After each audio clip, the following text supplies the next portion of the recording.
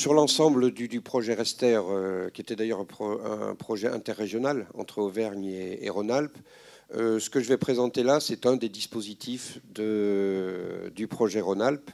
En tout, c'était une dizaine de chercheurs.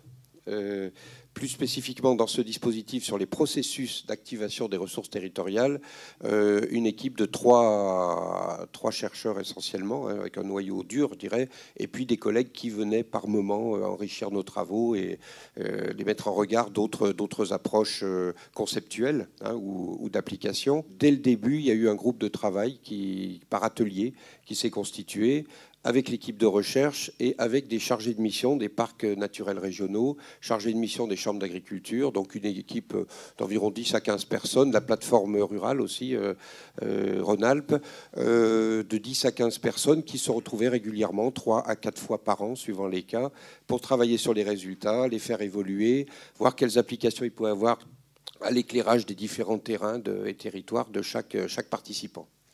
La valorisation est aussi pour l'équipe de recherche de la recherche-action. Ça veut dire que ce n'est pas les mêmes personnes du territoire qui participent aux deux.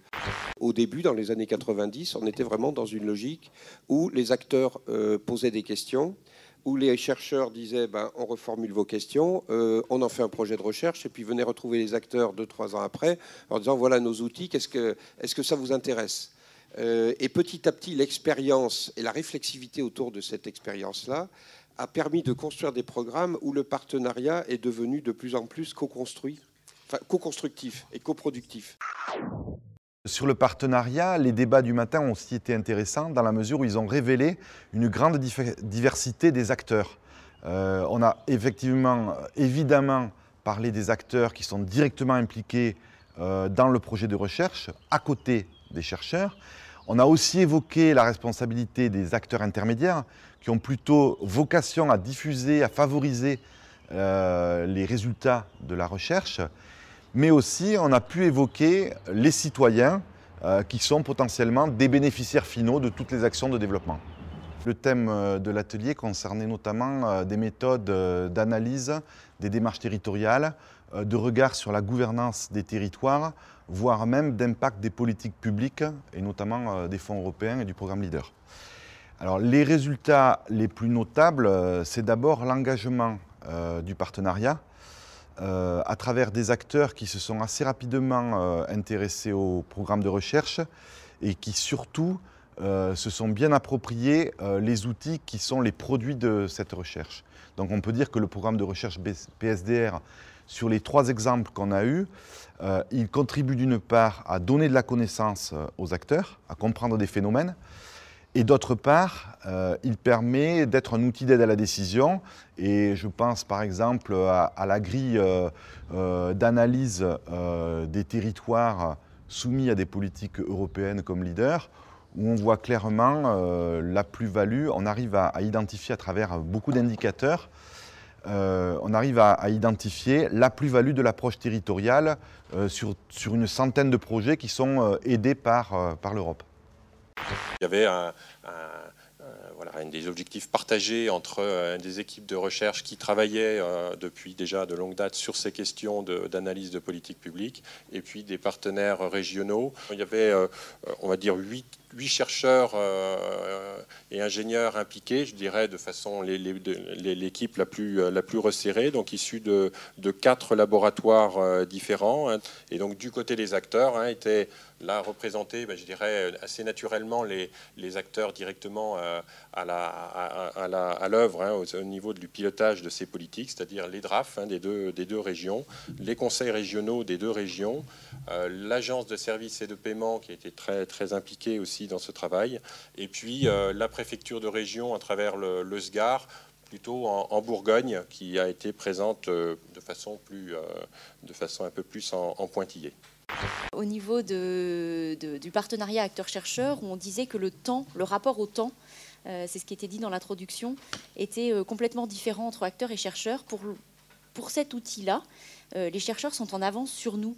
C'est-à-dire qu'ils nous ont donné un outil 6 mois, 1 an, avant quasiment qu'on en ait besoin ou qu'on puisse l'utiliser d'une manière très opérationnelle.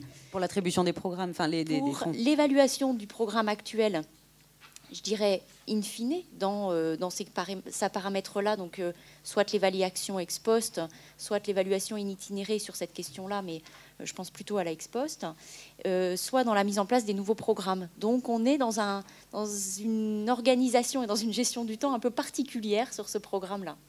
Quasiment pendant la première année et demie, on était relativement peu présent parce que nos attentes, elles n'étaient pas à ce niveau-là. Par contre, on était beaucoup plus présent dans la deuxième moitié du programme. Pour la finalisation. Pour la finalisation, ouais. Et où là, on a vraiment pu apporter des choses.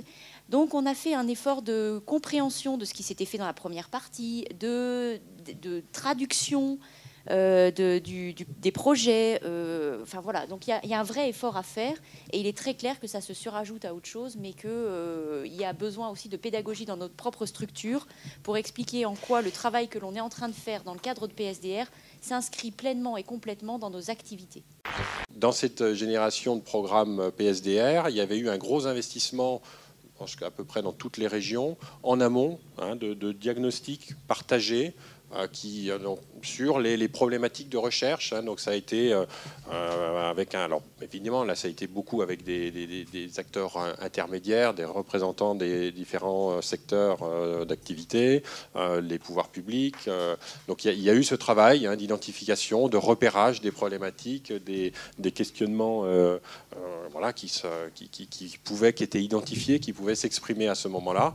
Et c'est quand même beaucoup sur la base de ce repérage qu'effectivement que des projets ont pu être initiés, et en essayant à chaque fois de constituer des partenariats le plus en amont possible. Mais on est tout à fait conscient que cette co-construction de l'objet de recherche au départ reste encore quelque chose à nettement améliorer. Les échanges de l'atelier de ce matin ont permis aussi de repérer, de mettre en exergue soit les points de vigilance, soit les points de fragilité du PSDR, du programme de recherche, dans la mesure où ce partenariat qui s'est avéré réussi dans les 3 cas qu'on a examinés, en fait, il tient à l'engagement personnel des acteurs. Il tient donc à des personnes et c'est leur enthousiasme, leur motivation et leur intérêt pour creuser un sujet qui n'est pas forcément évident et qui est un peu un objet de complexité. Cet engagement-là, il est nécessaire. Le jour où la personne change de poste ou change d'affectation, ce partenariat, il peut être fragilisé. Quand j'ai lu le projet de recherche, il y avait comme outil de production le guide. Et quand j'ai vu ce mot, j'ai dit, ah voilà, ça, là, j'ai envie de m'engager, de m'investir dans ce projet parce qu'on va arriver à quelque chose de... Alors, je ne voudrais pas froisser mes autres collègues, mais d'un peu concret, qui va effectivement être un objet un peu quand même de médiation entre le monde de la recherche et le monde des acteurs. Il s'agit donc d'un guide qui a été co-construit à la fin du projet, à la fin des 3 années. Il a été terminé fin 2011. Et donc, il y a eu 22 rédacteurs à ce guide, 11 chercheurs et 11 acteurs des territoires. Vous voyez, donc des personnes de la région, de Conseil général du Gard, pays, agglomération, d'associations, de l'État et de Chambre d'agriculture. La plupart de nos partenaires de qui on parle là, dans ces projets, en fait, sont des acteurs intermédiaires. C'est-à-dire, c'est des acteurs qui vont avoir cette fonction de dialogue avec la recherche et par leur présence aussi, de faire lien avec d'autres acteurs sur les territoires. Même en étant intéressée, enthousiasmée, j'ai quand même vécu la difficulté que sans doute d'autres personnes l'ont vécu, des deux mondes. Ce qui m'a aidée aussi quand même, c'est l'enthousiasme. Donc, il y a eu Christophe et il y a aussi une autre chercheuse, là, Hélène Révalette, qui a participé grandement aussi à ce travail, qui m'ont encouragée notamment à conduire une des enquêtes que vous trouvez à la fin, dans la 3e partie du guide sur les conseils de développement. Et ça demande du temps de faire ce travail-là. Oui. Alors, c'était sur quel temps, justement? Personnel. Très honnêtement, ce n'était pas du tout compatible avec mon mode de l'action où je dois faire la note pour hier, vite, tout de suite, maintenant, la réunion à préparer. Donc, ce n'est pas compatible, ça c'est clair. Donc, j'ai fait ça le soir et le week-end. Voilà. Donc, c'est vrai que c'est un engagement. Les projets qui réussissent le mieux sous l'angle du partenariat acteur-chercheur, c'est que souvent ils sont inscrits dans le temps. parfois 20 ans d'ancienneté, de dialogue, de collaboration entre les acteurs et les chercheurs, qui ont donc trouvé un langage commun, qui ont permis de formaliser ensemble l'objet de recherche, et c'est aussi très, très important. Cette notion de temps est essentielle avec l'idée aussi de permanence. C'est-à-dire qu'il ne faudrait pas qu'après le PSDR 3, on passe à un nouveau programme sans garder la continuité, sans prolonger les liens qui se sont tissés dans une logique de valorisation. Permettant aussi de diffuser vers d'autres territoires, vers d'autres acteurs, voire vers d'autres régions.